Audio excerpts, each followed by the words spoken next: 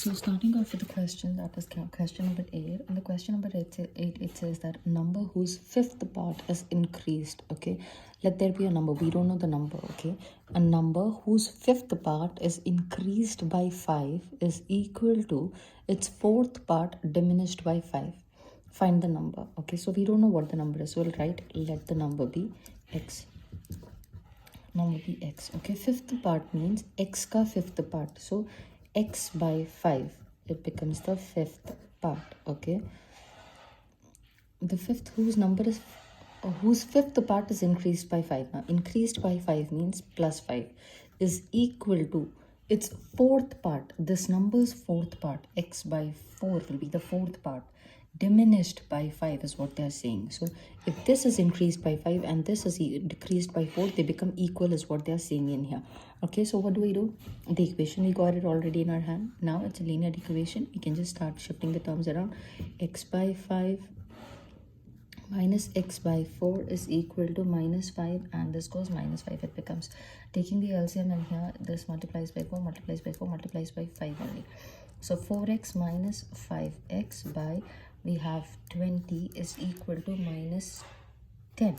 Okay, sending it towards the other side because I want to get rid of the denominator. It becomes minus x is equal to minus, this goes and multiplies in here, it becomes 200. 20 into 10 will become 200. Negative sign will be there. This negative gets cancelled, and you're left with x is equal to 200 for the 8th one. Okay, going with the 9th question in here.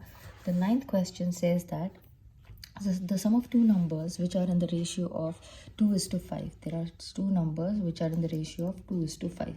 Okay, and their sum is equal to 21 is being said to me already. The sum is equal to 21. What are the numbers? Whenever you have questions with the ratios, what you're going to do is you're going to take, let the numbers be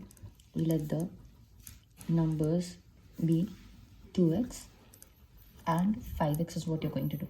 One number will be 2x and the other number will be 5x. And then they said the sum is equal to how much? The sum is 2x plus 5x is equal to 21.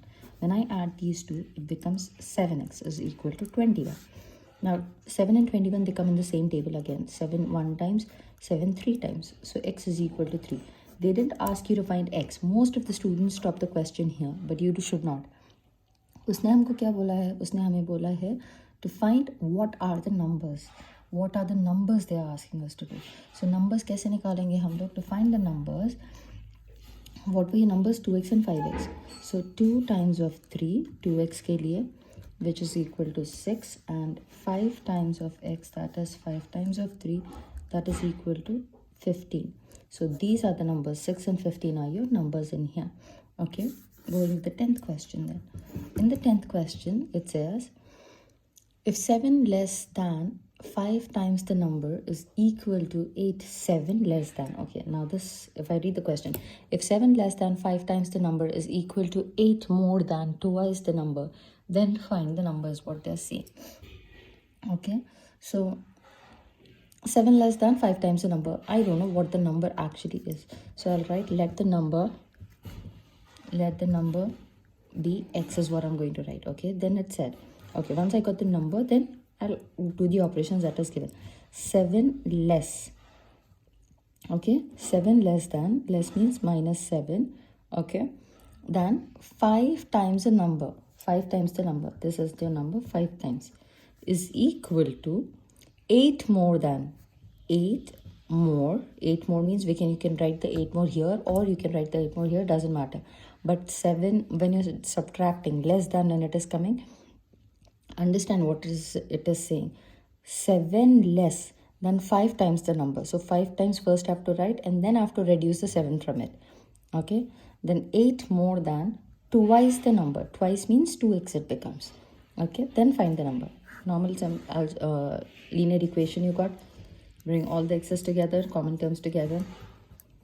5x minus 2x is equal to 8 plus 7 it becomes. This becomes 3x is equal to 15. 3 and 15 comes in same table. 3 ones are 5 times. So x is equal to 5 is what we are going to get here. Okay, what is the number? The number is x is equal to 5. Going with the 11th question. In the 11th question, it says that after 14 years, I shall be 3 times as old as I was 4 years ago. What is my present age?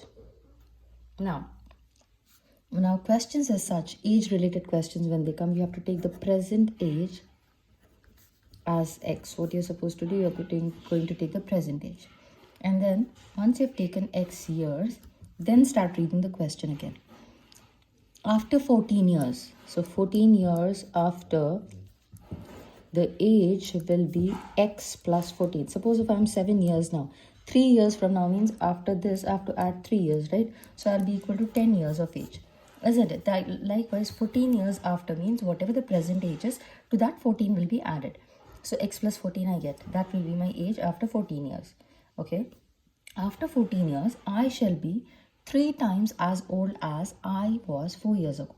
Now this x plus 14 will be equal to 3 times as old as I was 4 years ago. 4 years ago मेरी as क्या हो जाएगी? अगो means पहले, सो subtract हो जाएगी. अभी जो कुछ भी एज थी उससे 4 साल कम हो जाएगी. It's going to reduce by 4. So x minus 4 comes in here. So 3 times the age that I was 4 years ago. So 3 times the age that I was 4 years ago. Now this is a linear equation that you got. Creating the linear equation, you don't have any such question in the textbook. But in your examination, when they want to give it for 2, 3, 4, 5 marks, then this is how they are going to give you. Now, you can see this bracket means multiplication. Start multiplying it. X plus 14 is equal to 3x minus 3 4s are 12. So bringing all the x terms in together and numericals to the other side, x minus 3x is equal to minus 12 minus 14. It becomes minus 2x. Subtraction here because they have different sign, 2, and big number sign will come for the answer, that's there. And this becomes 26. Minus sign on this side, minus sign on this side gets cancelled. 2 and 26 comes again in the same table. 2 ones are 13 times. X is equal to 13. So the present age is 13 years. This is what he asked us to find out. Going with the 12th question in here. If 15 added to the square of a number, okay, what we are going to do, we are going to add 15 to the square of a number. So do you know the number? You don't know the number, right? Of a number is less than 6 less than the square of its successor. So do you know the number? You don't know. Let the number be x. Then the successor means the one that comes after. So x plus 1. Okay. Reading the question again. If 15 is added to the square of the number, 15 is added to square means power 2, not 2x. This is 2x. This is x square or square of the number is equal to 6 less than the square of its successor. Successor ka square mein se 6 we have to reduce. Then find the number is what they are saying us. Now, to solve this particular question, let's start solving it. Okay, so the square of this particular term can be expanded with the identity. There's an identity. A plus b whole square is equal to a square plus 2ab plus b square. Okay, that's the identity that I have or we have. And this identity we are going to use and expand over here. Okay, so 15 plus x square remains like this on this side. But on this side, we will have a much bigger question to solve. Okay, now this becomes your a and this becomes your b. What is the first term saying? A square it is saying. A square means x square we will have. Okay, then plus 2 is already there. A is my x and b is my 1 plus b square, that means 1 square, minus 6 is what we are going to get here. Okay, then 15 plus x square is equal to x square. This becomes plus 2x into 1, 2x, plus 1 minus 6. That turns out to be 15 plus x square, 15 plus x square is equal to x square plus 2x. They both will undergo subtraction. It becomes minus 5 in here. It becomes minus 5 in here. Now, as usual, bring all the x terms together and numericals to this particular side. So x square, this comes towards the other side, x square minus 2x is equal to minus 5, and 15 goes towards the other side, minus 15 it becomes. Now x square, one is positive, one is negative, they become 0, they nullify each other, they cancel each other. It's like plus 3 minus 3, the answer is 0, right? The same way we have it here. So you're left with minus 2x is equal to minus 20. This minus are there on both the sides of the equation. Okay, then 2 ones are 2 tens are. So your answer is x is equal to 10. This is the number that you had. Okay, he asked us to find the number, and this is the number that we have here. Looking at the 13th question, it says that the number of boys and girls in a class are in the ratio of 5:3. Okay, so that means there are girls and boys who are in the ratio of 5:3. And I have told you, whenever you have a question wherein ratios are given, you just need to take it. Now, this ratio is for boys is to girls. So what you're going to do, you are going to take them as let the boys be equal to 5x and girls is equal to 3x is what you're going to take here. Okay, now after this there's a condition given. If the number of girls, so the girls is 20 less than 20 less. So whenever I'm subtracting from the statement, when the information is given from the statement and I'm subtracting, I'm writing the subtraction after the context that is given. 20 less than the number of boys. So boys is this is what I get here. Okay, so here what am I going to do? How are we going to solve this? We have a very simple method to solve this particular question. You got a statement, fine. Once we have got our statement, what we are supposed to do? We are supposed to be starting to simplify this one.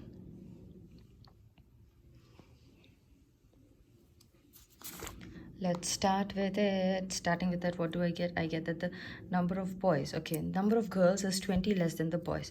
So 3x is equal to 5x. Now I know what is girls from here. I know what is boys from here. Minus 20. Then I send it towards the other side. 3x minus 5x is equal to minus 20 is what I get here. This subtraction is minus 2x minus 20. Minus and minus is gone. 2 and 10 times it is gone to table. X is equal to 10. But I just got the x. I didn't get the number of girls and boys yet. So girls were how many?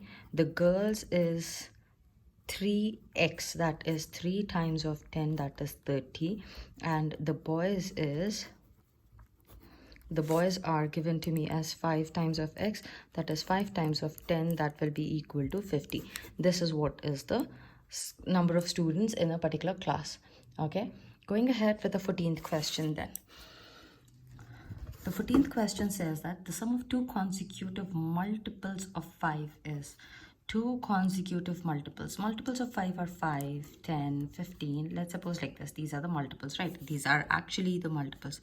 5, 10, and 15 are actually the multiples. Now, these multiples, if this I suppose take it as 1, the next one will be x plus 5, isn't it? Because these are the multiples of 5.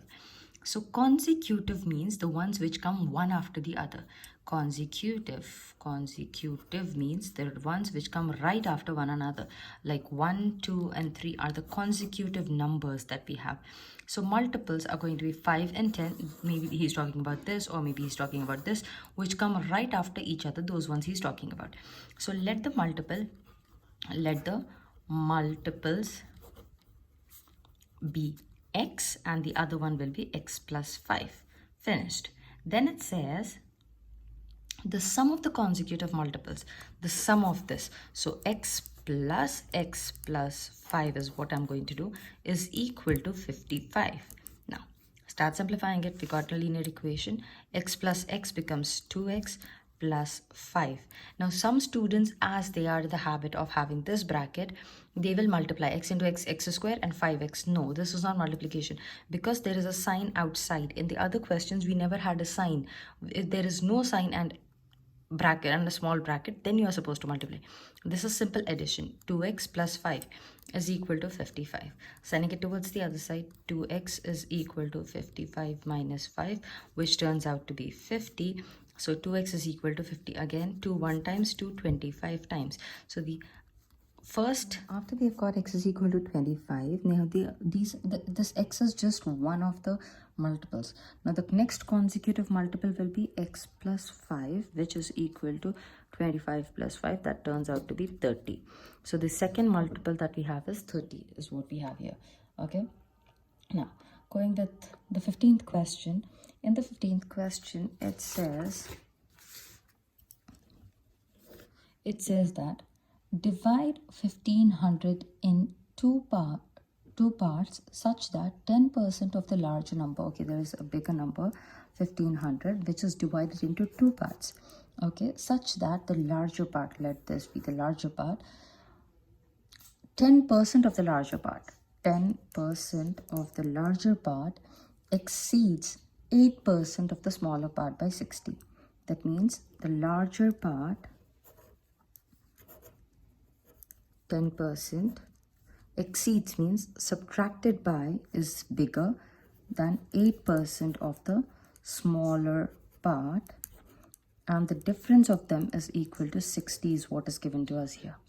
Okay, now so we don't know, so this is the larger part and the smaller part is getting 8 times, okay, and then the difference of both of them is coming out to be 60 is what is told to us. So how do we know what is the larger part and the smaller part? So 1500 is the actual number, we are aware of it. Okay, 1500 is the actual number, and after having that actual number, if the bigger part, if the, let's say that we are taking the larger part into consideration, okay, let the larger part be x, let's suppose, and take it to be x, okay.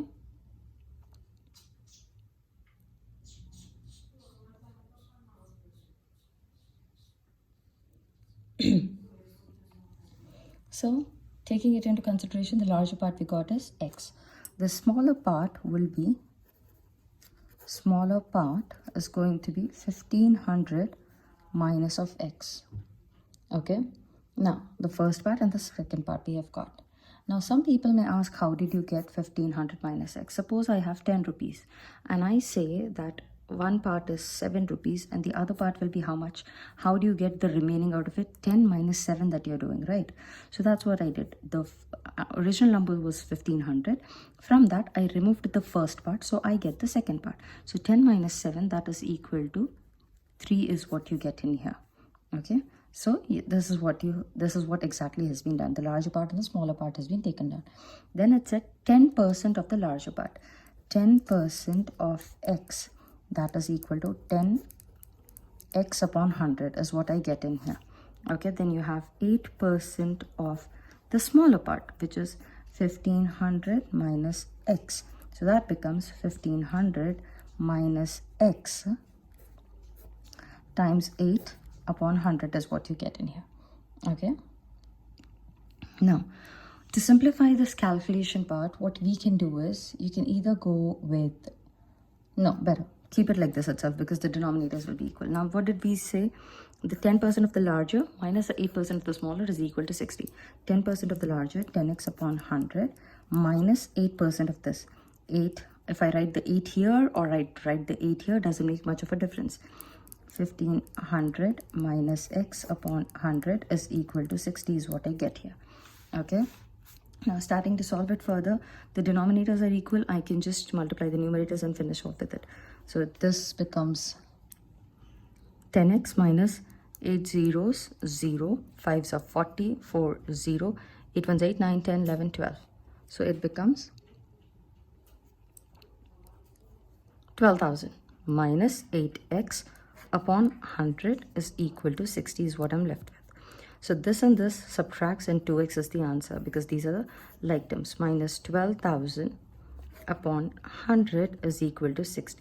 Now I want to start finding the value of x. So for that, 100 is the least number which is in relation, which is the last number. So sending 100 towards the other side, it becomes 2x minus 12,000 is equal to 60 into 100 will become 6,000. Okay, when I'm sending it towards the other side, it becomes x is equal to or 2x is equal to 6,000. Now here one mistake I have done and I didn't even notice. When minus 8 is there, this is multiplying with each term in here. Okay, this becomes minus 12,000, and minus into minus it becomes plus 8x. So 10 plus this, it becomes total of 18x. Okay, it is not 2x, but it is 18x is what I get here. 18x is equal to, this goes towards the other side, and then 6,000 plus 12,000, that will sum up to 18,000 is what we get. So here we get 18x is equal to 18,000. So 18 times 1 and 18 times 1, 3 zeros carried forward, so I get x is equal to 1,000. So the larger part is going to be 1,000, and the smaller part is 1,500 minus 1,000, that is equal to 500 would be the answer in here. Okay,